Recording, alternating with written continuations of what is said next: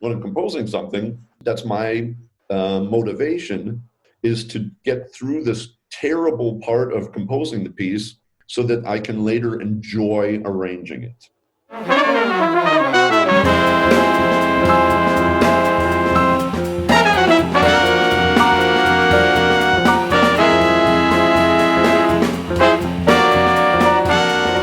Thanks for joining us, Ed Partyka, composer, trombonist, lecturer, no longer touring musician, and many other things. Thanks for being part of these three questions. So the first question is, why do you have music in your life? From a young age, I was very attracted to music. And it was just an instinctual thing, listening to records. I mean, back then, records from my parents' record collection. Even as soon as I was sort of aware of music, I was sort of moving to it, dancing to it, singing along. And then that turned into a fascination when I was about, I think it must have been 7, 8, 9 years old, somewhere around there, going to see a wind band perform. And really also just really sort of falling in love with it. And I remember back then, I was fascinated by the clarinet section. So that was sort of my first thing was I just thought, wow, the clarinet, I want to play the clarinet.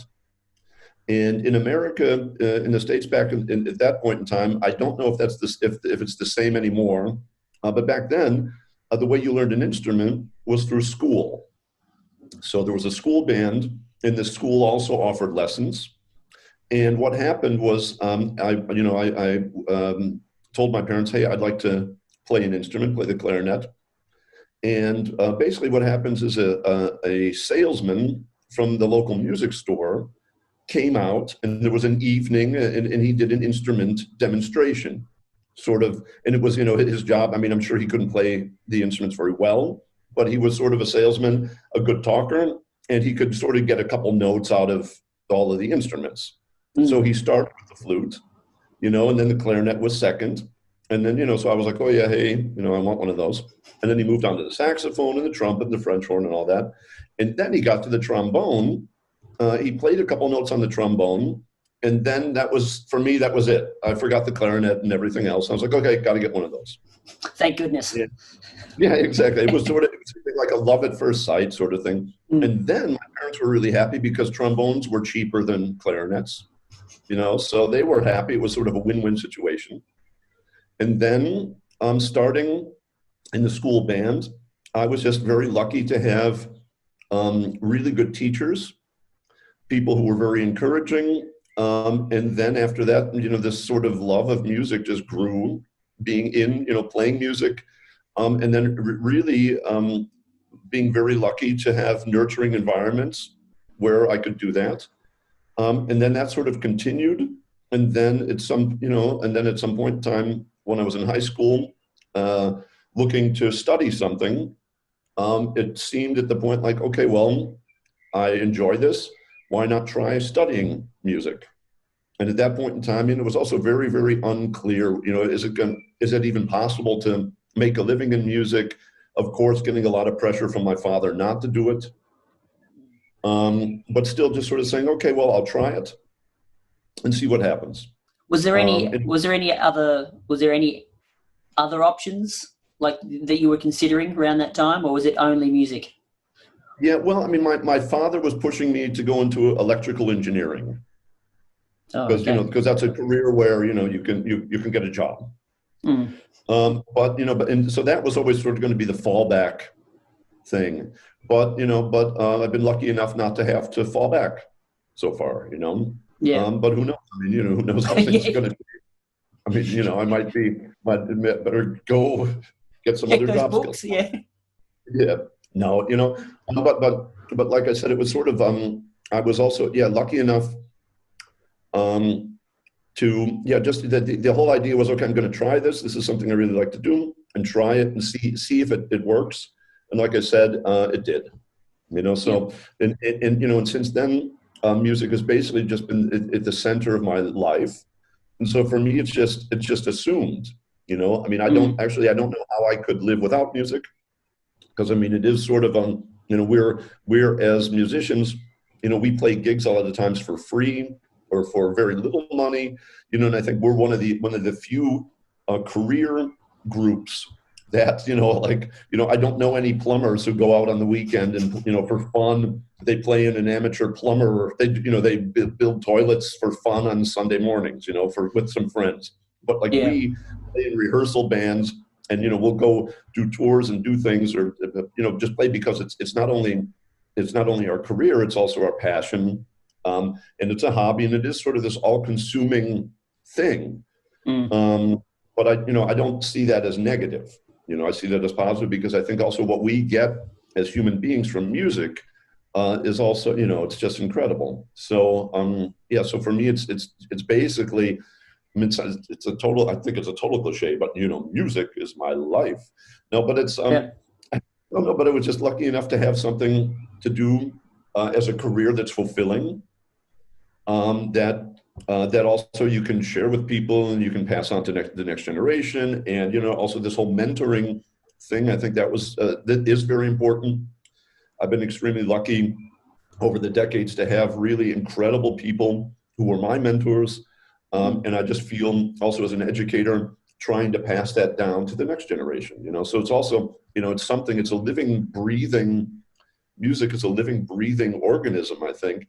And just trying to pass this magic or this whatever down to onward to the next generation. So how do you make music?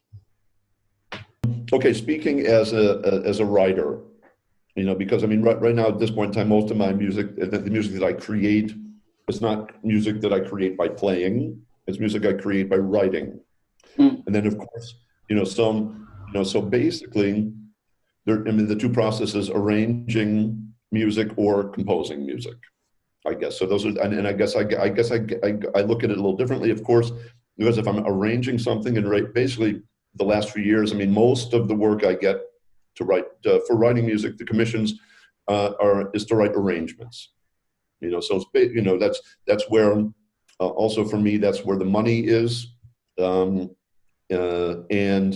you know, so for me, it's generally starting with the source material, you know, from the composer or the artist, and then depending on, you know, it's always sort of there are always questions to ask.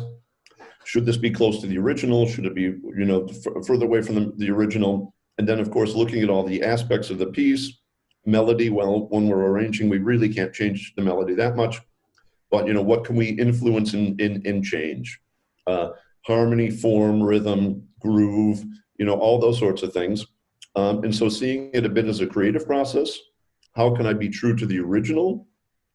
How can I make sure that the artist feels comfortable?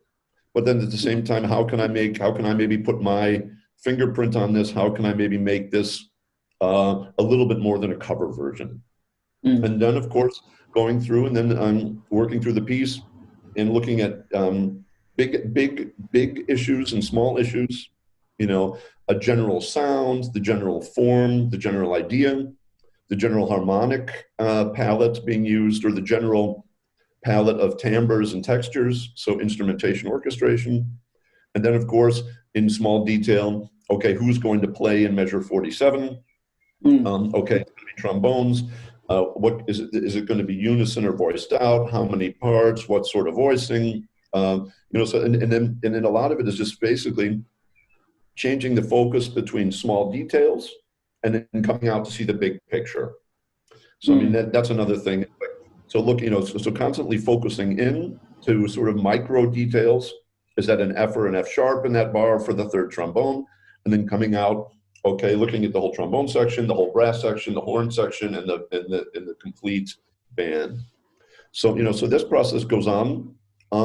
As we were talking about before, normally fairly quickly, because when we're working with deadlines, and the way that we get paid as arrangers, we don't get paid per hour, we get paid per piece. So if you want to make any money as an arranger, you have to be fast. You know, so usually these sort of decisions take place in a much faster pace. But right now I have the the good fortune of being able to do it in a much slower pace. Yeah. Which has advantages and disadvantages, So so this is sort of the arranging process, and then of course having the piece then rehearsed and performed by a band. That's also a place where if I'm the conductor, I also get to influence the performance, or influence the performance, that leading up to, in the rehearsals, or influence how the band plays the piece. And then of course in the performance, having a bit of influence as well as a conductor. So that's how I make music. That's sort of the process here of how I currently make music. The same thing applies to composing, if I compose something, but of course then there's more detail work because I don't have a finished composition to start with. So actually that whole process then begins with writing a composition. And for me, it's much more work than arranging. For me, composing is hard work. And actually for me, arranging is fun. Yeah, right. That's just, but I think it's always been that way. Because the first successes I had were as an arranger. And I've always, I think at the end of the day, I still feel myself to be more of an arranger than a composer. And it's just basically arranging is fun. I really love it. And composing is damn hard work, and it just hurts. So when I'm writing a piece, when I'm composing something, it's also that's my motivation, is to get through this terrible part of composing the piece so that I can later enjoy arranging it. Right. So that's sort of my motivation. So okay, I've got to get this piece composed, but my reward is I get to arrange it later. Great. Saying that you've got more time to make these decisions. Do you find having more time more productive, or having a deadline and having to make quick decisions more productive? For me, having a deadline is much more productive. That's the other thing. Right now, I have a lot of time. The work I'm doing, I feel, is good. There's also a danger. It could also be that what I'm doing now could be, I could be overwriting. Right. And I could be overthinking a lot of things. That's why I'm going to be very interested to see how this project turns out.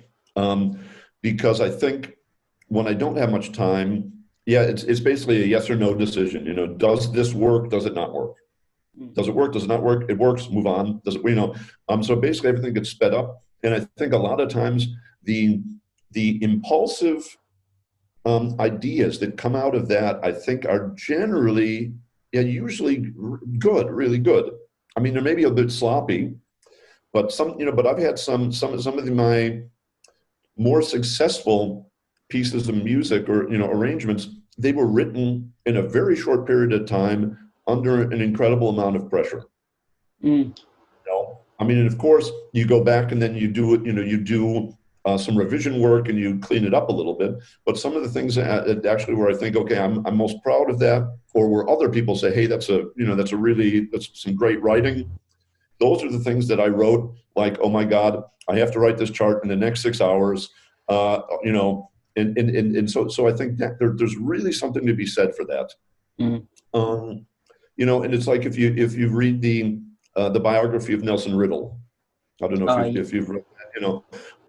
It's like Frank Sinatra would be at a cocktail party, and at 11 p.m. would decide, hey, tomorrow I want to do a session. I want to record these 4 tunes. And then his manager would one guy would call the orchestra, and the other guy would call Nelson and say, hey, these 4 tunes, you have to have them done. And and that's the story where Nelson Riddle, he'd make coffee and sit at his kitchen table all night writing these charts. And then the next day, his wife would drive him to the studio. He would sit in the back seat, continue arranging while his wife drove him to the studio, and they would have, while they recorded the first tune, he'd still be finishing, and they'd have 5 copyists. But if you, and I think, what was it? One of those legendary Nelson Riddle tunes, I've Got You Under My Skin.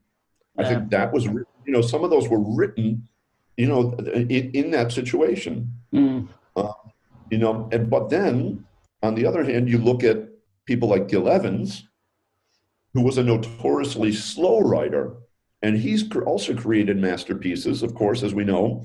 Mm. And if you read the biographies about Gil Evans, he would also sit there and try to decide in a voicing, is it an F natural, or F sharp? And he would sit there for a week playing one voicing, trying to decide if it's an F natural or an F sharp. Yeah. So there's also something to be said. I mean, also masterpieces have been created through a long, slow writing process. Mm. Also here, two more names to mention. Matthias Rüegg from the Vienna Orchestra. He was a notoriously fast writer. He would just bash the stuff out. And John Hollenbeck is also somebody who's more, at least the way I see it, also as a slow writer. And both of these composers, arrangers have written masterpieces. Yeah. And I still remember Matthias sort of when John's first couple albums came out, Matthias was a bit critical, and said, "Man, it sounds like he spends months on those arrangements." Well, that's not necessarily bad, Yeah, that's not a bad thing. That's not a bad thing, And who knows? Maybe John's a fast writer, and it just sounds like it. Yes, this depth, but whatever. But both processes can, slow and fast, can lead to successful, a positive or successful end result. But I do sort of find myself, when I have too much time, like now, to think about it, a lot of things I think I do overthink. Mm. I mean, because right now, I mean, I'm spending an incredible amount of time on detail work. And when you pull back and look at the big picture, it's a trombone background behind a trumpet solo during the chorus of a vocal tune. Do I need to spend 2 days, 2 days on the voicing, on this 4-part trombone voicing, but that's what I'm doing. I'm like, I'm doing that sort of stuff. Yeah. And maybe when we get, maybe when we perform this and if we record it, maybe that depth is going to make this music, in much better than if it were just like bam, bam, bam, bam, so who knows? Yeah, but I also think that spending time thinking about something will inform the future arrangements as well. So you've got to spend time to study at some stage anyway. So this is sort of, you're continuing your study, and it will inform the other arrangements. So then you can punch them out when those deadlines are. Yeah, exactly. Well, yes, exactly. But that's true. I mean, I totally agree because right now, there's stuff that I'm definitely learning. And there's always, there's always something to learn. I mean, I think coming back to the first question, that's another one of the great things about music is the more you know, or the more you learn about it, the more you realize, Jesus Christ, I don't know anything. Yeah. And I think this is also like, for life, it's just great to be involved with something like that, where, music keeps me definitely humble. Because you have a one tiny little success with something where you think, okay, that wasn't too bad. And then, then you realize, wait a minute, no. Yeah. We'll get to the third question, which is, what excites you musically right now?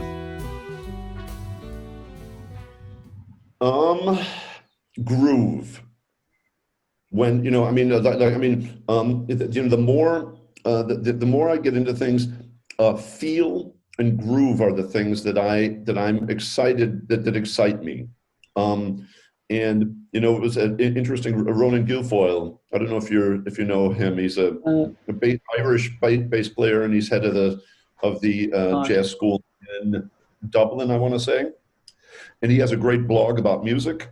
And one of the things that he mentioned recently is that, in this time of our Corona crisis, of course, a lot of our colleagues, musicians, are putting all these videos up, of a lot of them are instructional videos where they're talking, talking about theory and things like that.